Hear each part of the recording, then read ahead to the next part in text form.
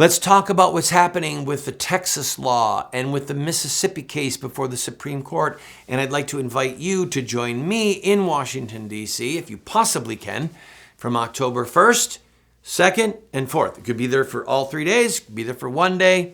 I'm Randall Terry. This is Voice of Resistance.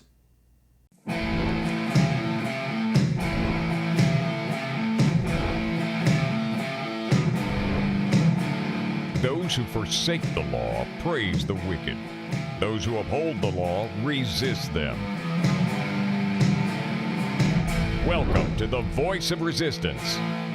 Welcome to the program, friend. A shout of jubilation has rightly gone up because the Supreme Court refused to stay a law that has gone into effect in Texas, which says that a surgical abortion, murdering a baby with surgical tools, cannot happen after 6 weeks.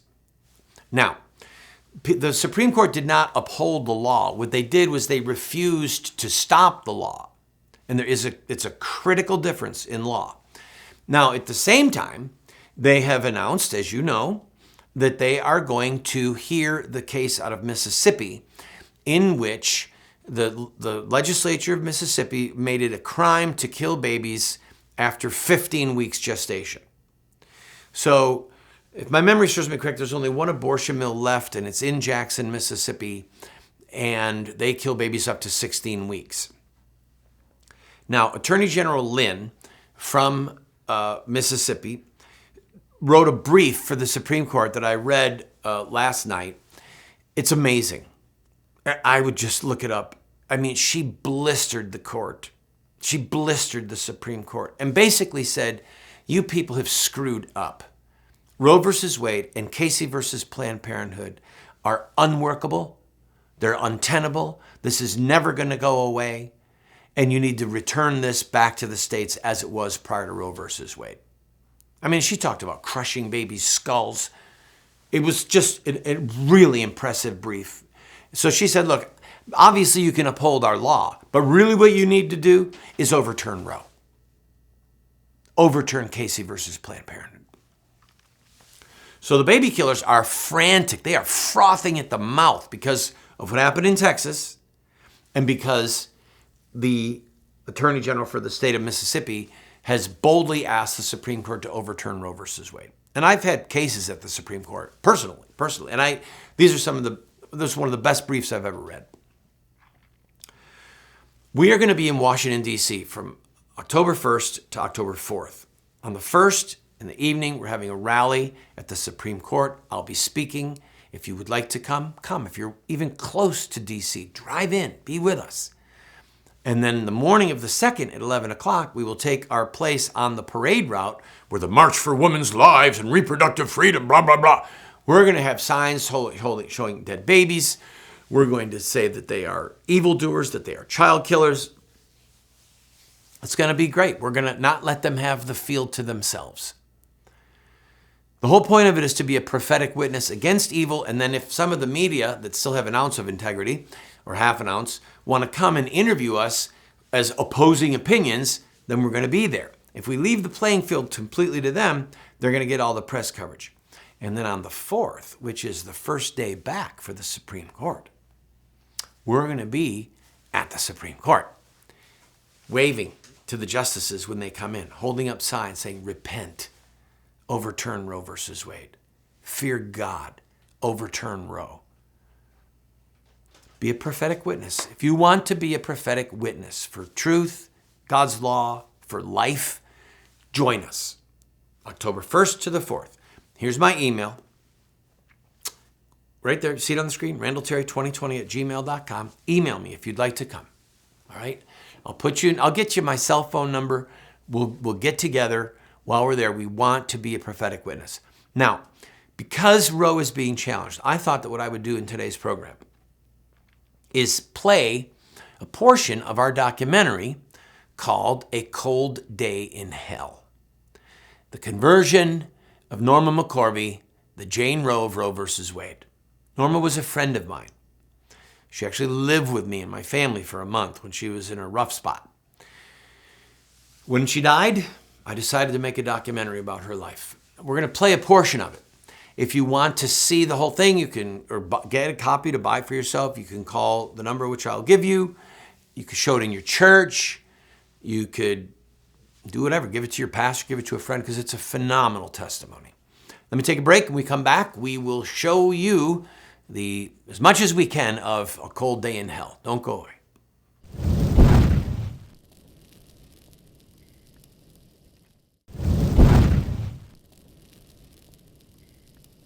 Welcome back. Again, I tip my hat to Attorney General of Mississippi, Lynn Fitch. God bless her. You got to read the brief, people. All right.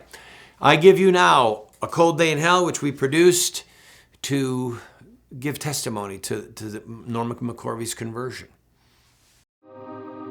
The minute that Jane Roe emerged from anonymity in 1984 and revealed herself to be Norma McCorvey, the symbol developed complications. She was, it turned out, a drug addict and dealer, an alcoholic. She had dabbled in the occult. She is a lesbian. I'm a former lesbian, former pro-abort, former Jane Roe. I'm a former lot. Seems like the older I get, the more former I come with everything. Which is cool with me, because you never can get anywhere unless you've been somewhere.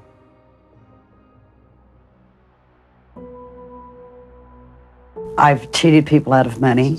I've sold drugs. I was an abusive alcoholic for many years. I've done a lot against his teachings. But I think the far greater sin that I did was to be the plaintiff in Roe versus Wade. I'm Norma McCorvey, the former Jane Roe of the Roe versus Wade decision that brought legal child killing to America. I was persuaded by feminist attorneys to lie, to say that I'd been raped and I needed an abortion. It was all a lie. Since then, over 50 million babies have been murdered. I will take this burden to my grave.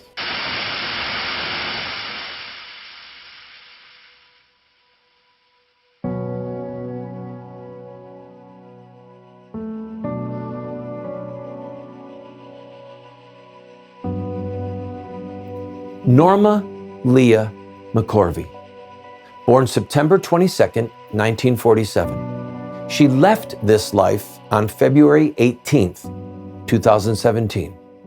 Norma was the Jane Roe of Roe versus Wade.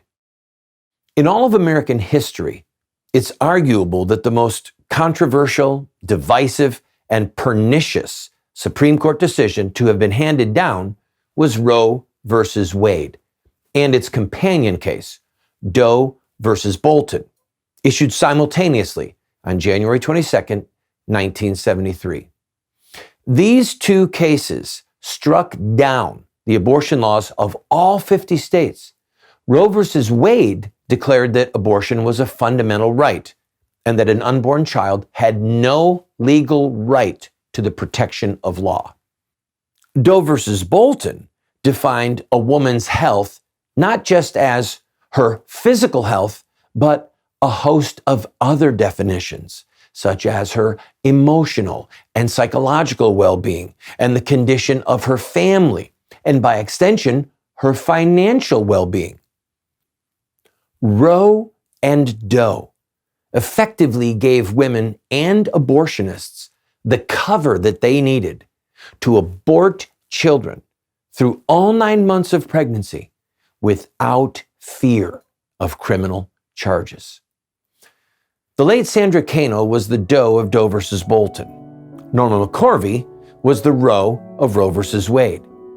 Both of them converted to Christ, repudiated their belief in abortion, and sought to overturn the Supreme Court cases that bore their fictitious names. This film deals with Norma McCorvey, or Miss Norma, as many of us called her. I met Norma McCorvey for the second time in 1995, right after her conversion. Over the years, we became close friends, participating in multiple pro-life events together over nearly 2 decades, traveling to multiple cities, talking on the phone, emailing, texting. She even stayed with my family in our home for an entire month during a rough stretch in her life. We're going to share with you some of our memories of Norma's conversion to Christ, as well as her efforts and her legacy to end the killing of children by abortion in America.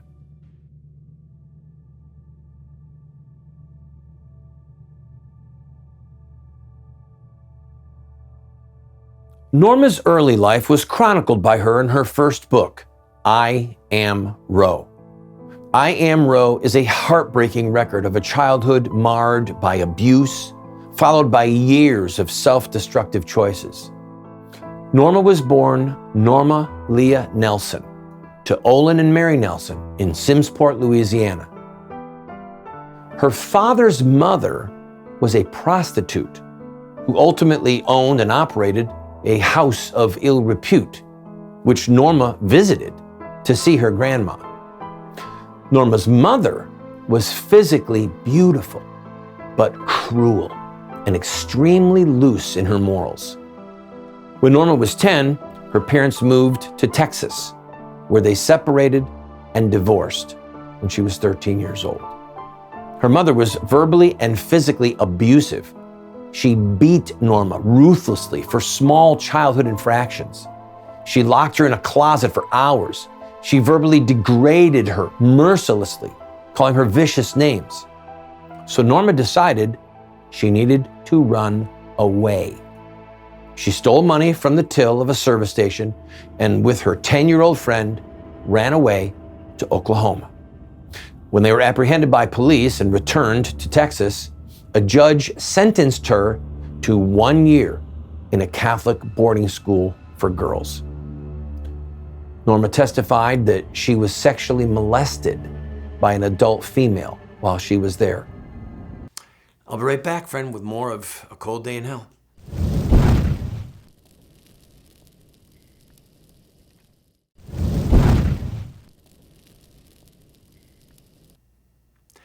Welcome back, friend. We continue with the documentary, A Cold Day in Hell. And if you want to get the entire movie, you can call 877-851-WORD and order it. Show it to your church, show it to your friends. An adult female while she was there. During one of her many conflicts with authorities in the school, she exploded in rage at one of the nuns, who then sent her back to the sentencing judge. She was 11 years old. He sent Norma to a state reform school for girls in Gainesville, Texas, where she spent most of her time until she was 15 years old.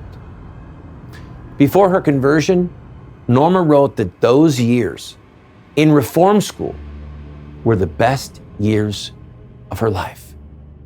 She returned home for good at the age of 15, and the cycle of conflict with her mother started again. This time, her mother sent her to live with a distant male relative in Louisiana. In the 3 weeks that Norma was there, she tells of being raped by him every night until her mother came to visit and saw the horrific shape Norma was in. Norma told her mother everything. Her mother cussed out the man. The relative denied everything and called Norma and her mother whores. Sadly, her mother never pressed charges. She just took Norma home.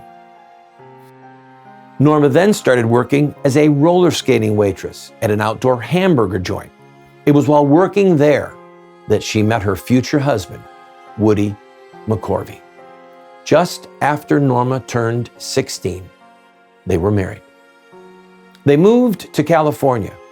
A few months later, when they found out she was pregnant, he beat her viciously, accusing her of being unfaithful, which she was not.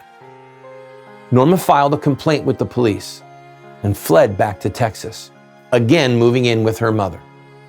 She saw Woody McCorvey 2 more times, once at her mother's house while she was pregnant, and once more in the hospital after her baby girl was born.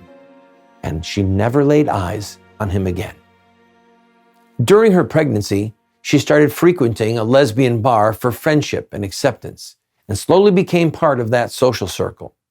When her baby girl was born, Norma hoped that she would become a good mother and raise her daughter with some level of normalcy. she never got the chance. Her mother, who was violently opposed to Norma's lifestyle, literally stole Norma's baby. She hid her from Norma and told the police that Norma was an unfit mother. Soon after, when Norma was back in her mother's house, tired and hungover, her mother tricked her into signing documents that legally granted custody of her daughter to her mother. Norma saw her daughter on and off over the years at her mother's whims. The next 4 years of Norma's life were a blurred kaleidoscope of drug abuse, alcohol abuse, odd jobs, carnival barking, drug dealing, and promiscuity with women and men.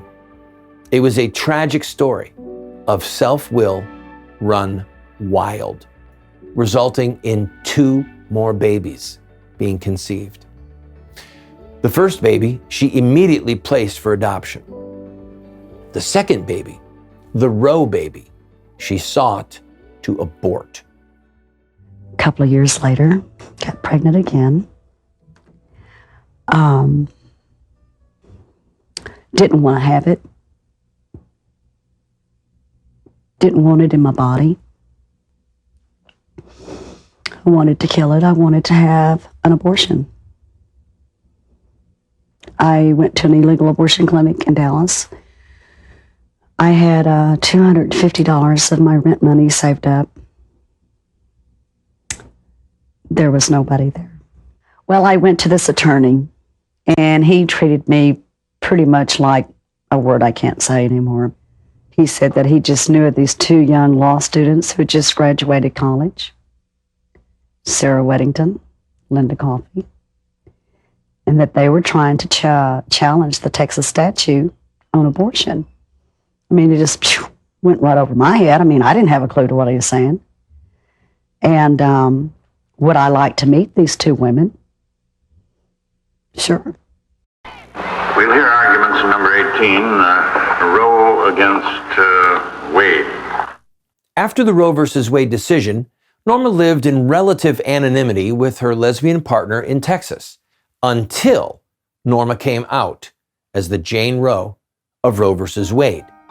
In 1989, NBC released a made-for-TV movie based roughly on Norma's life.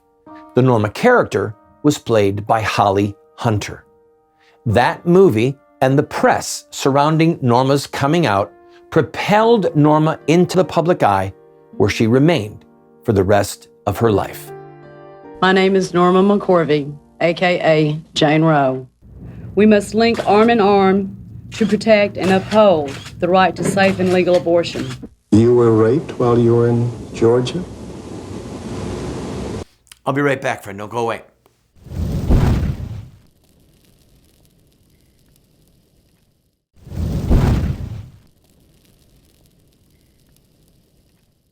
All right, this is our last segment for tonight's show. We'll show as much as we can of the documentary on Norma McCorvey, A Cold Day in Hell.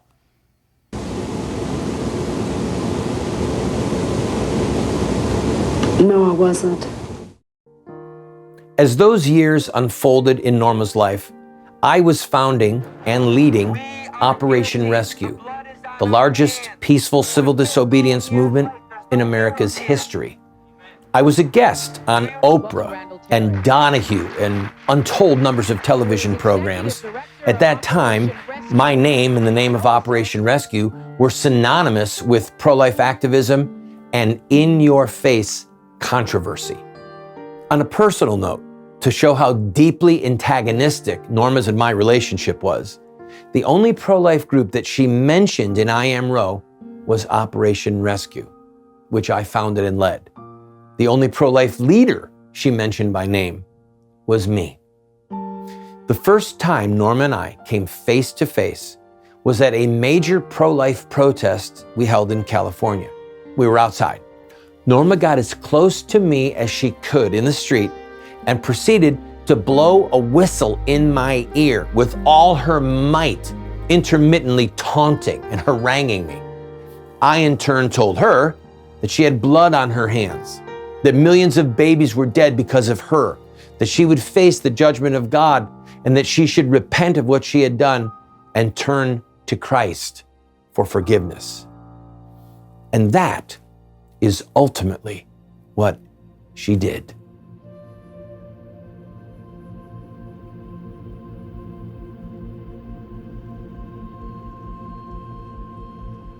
The path to her conversion was filled with miracles. It's a story so incredible that one is tempted to believe that it was written by and orchestrated by God Himself. When I first met Miss Norma, when she really knew who I was in 1994, when she'd come out with the book, I Am Roe, which is a terrible book. It's a foul, filthy, awful book. But that's what she wrote. Those were her words, and that's what she was, just tremendously tormented. And you could see it through the words of the book. It'd make you feel bad. She had a book signing down in Dallas, Texas, and I came there. Now, there were police all over one side of the road. They weren't going to let me in. They knew who I was. They weren't going to let me in. So I'm on the other side of the road, and I cry out to her. And he comes walking out of nowhere like God Himself, like the Messiah of all times. And he's got on his suit, and he's dashing. He looks great. This is back in 1994. Norma McCorvey, as a result of what you have done, over 27 million little baby boys and girls have been slaughtered in this nation. And he tells me this, and it crushes me. She told me later, she said, I felt like I couldn't breathe. She couldn't, and she was gasping for air, and she left. She went out the back door, and she said, I've got to go. She didn't sign one book. So now, fast forward to 1995, we're moving Operation Rescue right next to A Choice for Women. We had satellite trucks all over the place. Time magazine puts this article, and it says, Roe meets rescue. There's going to be violence. Operation Rescue with Flip Benham and company moved into the available space next door to the A Choice for Women abortion facility where Norma was working. And within almost days, it seemed, the folks with Operation Rescue were befriending Norma. It didn't make any difference how much I stayed out in front of the mill, how much I cussed them, how much I screamed at them, how many heart attacks I had. They would just look at me and smile. And then one day, I got in. It was early on a Saturday morning. Nobody was at the abortion mill. But she was there, and her truck was there, and she was there, and I was there. And I walked out of the car, and I was going into our office, and she came out of the door, and I looked at her, and I said, Miss Norma, what are we going to do? And we sat down at a little bench right out in front of that place with A Choice for Women right above. That was the office. And I said, Miss Norma, I want to apologize to you for what I said. I saw that those words hurt you deeply. And she said, and her eyes began to, puddle up with tears. She said, I just couldn't breathe.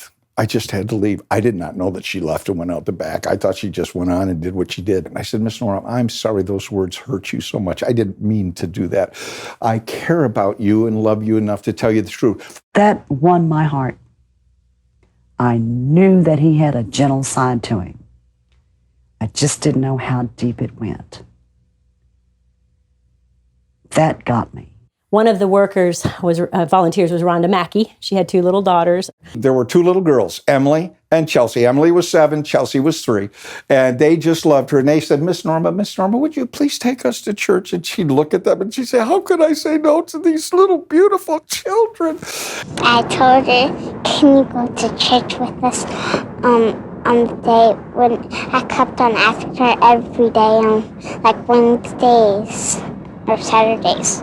Every day I was there, I asked her to go to church. And I met 2 very enchanting children by the name of Emily and Chelsea Mackey. And they showed me that there was another way to live.